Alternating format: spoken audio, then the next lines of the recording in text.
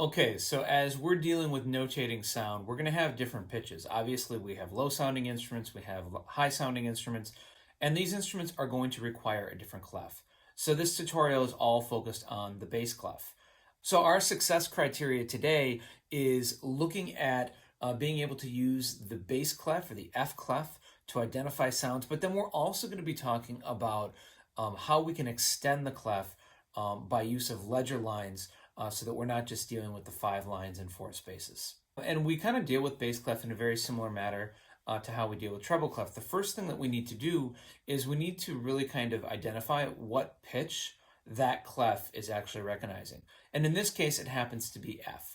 We can see that the F is basically in between the 2 dots of the clef. And so I like to call this the F clef. And so we deal with this in a very similar fashion where we can use that musical alphabet, which is just simply the letters A, B, C, D, E, F, and G. And we can basically follow that alphabet either forwards as we're ascending or backwards as we're descending. So from F, I can go up to G or up to A, and I can also, work backwards, work below F to E, to D, to C, and we can keep going with that.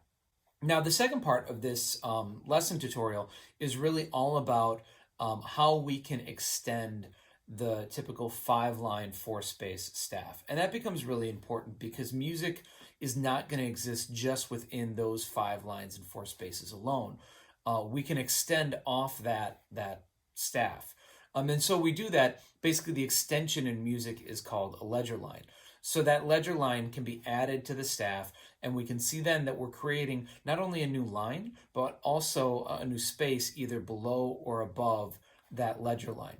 So when we kind of deal with our clefs, and you can see that we have the treble clef and bass clef, or our G and our F clefs, and we can actually put those together to form what we would call the grand staff. We can see one clef and with its staff is fixated above the other, and they're joined right in the middle with a ledger line and the note C.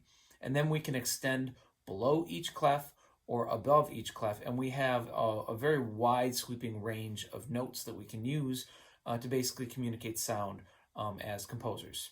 So the next video tutorial is going to be focused on movable clefs, clefs that identify the note C and they move. And so we actually have 2 different clefs that we'll talk about, alto and tenor clef, and that's going to be on the next video tutorial.